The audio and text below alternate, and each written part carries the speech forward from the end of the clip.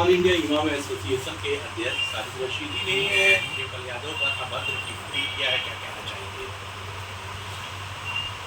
देखिए, डिम्पल यादव जी महिला सांसद हैं और डिम्पल यादव जी हिंदुस्तान का जो कल्चर है उसमें सबसे शालीन, सबसे संजीदा, तहजीब, तमद्दुन और अदब और उनकी मीठी ज़बान उनको एक भारतीय संस्कृति की महिला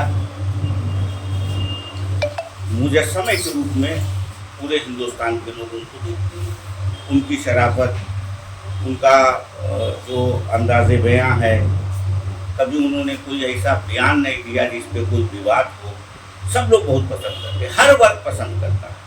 हिंदुस्तान के समाज का हर वर्ग उनको पसंद करता है। उनके बारे में वो मौलाना साजिद रशीदी, अभी मैंने फेसबुक पे पोस्ट डाला था मौलाना लिख के, इतने मुसलमानों का फोन आया, साहब किसको आपने मौलाना लिख के, वो मौलाना है ही नहीं। और उसके खिलाफ हमसे तमाम लोगों ने कहा, लेकिन वो जुमला मैं नहीं कहना चाहता कि उनको मौलाना ना कहिए, तो मैंने इसीलिए तथाकथित मौलाना लगा दिया।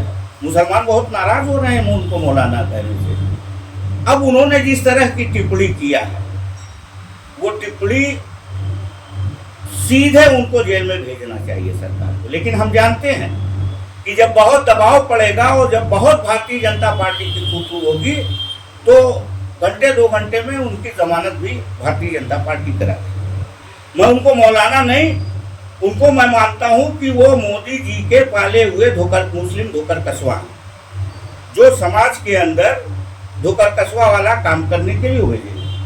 अगर ऐसा ना होता और उनको ऑल इंडिया इमाम काउंसिल का वो अध्यक्ष बनते हैं, एसोसिएशन का अध्यक्ष बनते हैं, उनको भारतीय जनता पार्टी को उनको ऑल इंडिया धोकर कस्बा एसोसिएशन का राष्ट्रीय अध्यक्ष कहना चाहिए अपने आप को। इसलिए कि पूरे हिंदुस्तान का मुसलमान उनसे बहुत नाराज है इस तरह। इसलिए कि इस्लाम में ऐसा कोई बयान नहीं दे सकते। मस्जिदों के अंदर हिंदुओं के जाने पर कोई पाबंदी नहीं है, वो जा सकते हैं।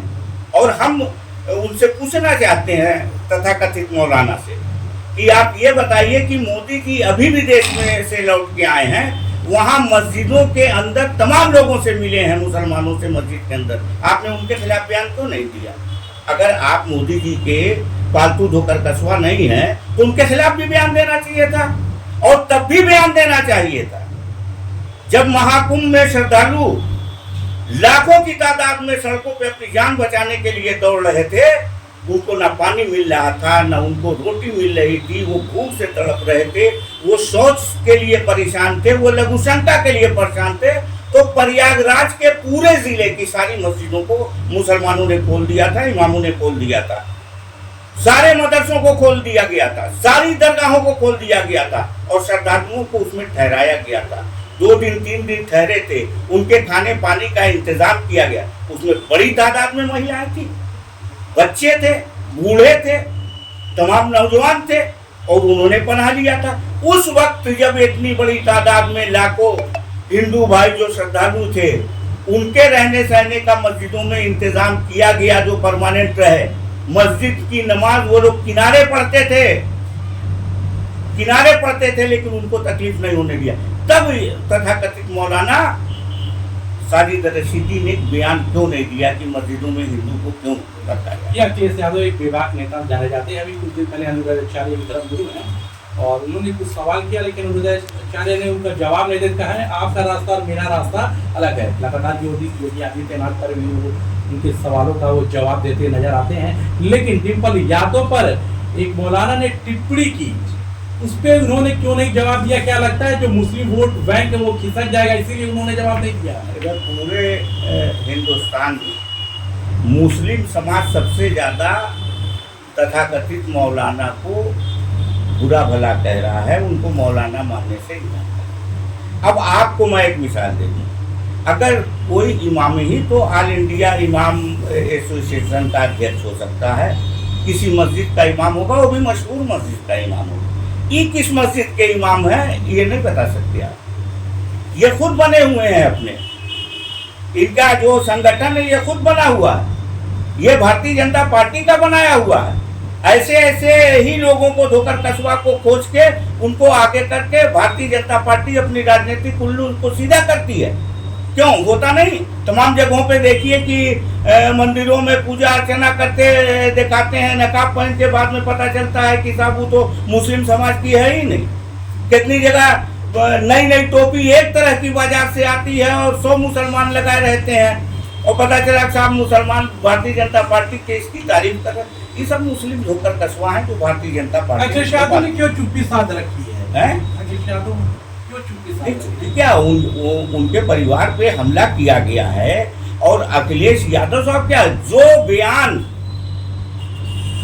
डिम्पल यादव साहबा ने दिया है अभी पार्लियामेंट में कि ठीक है अगर बीजेपी इसका विरोध करती है तो बीजेपी को मणिपुर के भी तमाम उन औरतों के साथ जो बदसलूकी हुई है और जिस तरह के समाज के अंदर जिस तरह के फोटोज वगैरह आए हैं, जिस तरह के वीडियो आए हैं, उनके लिए भी करना चाहिए था। इससे ज्यादा शर्म से डूब मरने की बात है। इससे बड़ा बयान क्या हो सकता है? साजिद अफरीदी साहब का कल एक बयान आया है कि जो समाजवादी पार्टी के लोग हैं उनको धमकी दे रहे हैं, यानी अखिलेश यादव उनको धमकी दिलवा रहे हैं और कह रहे हैं वो मेरी जान को खतरा है और मेरी बेटी को भी बड़ा बुला बोला जा रहा है। अच्छा, यहाँ जितने हमारे पत्रकार बंधु हैं या हम खुद नेता, अगर हमारे पास एक दो बयान आ गया जान से मारने की धमकी का और कुछ भी, हम उसके बाद जितना फोन आएगा सबको रिकॉर्ड करेंगे।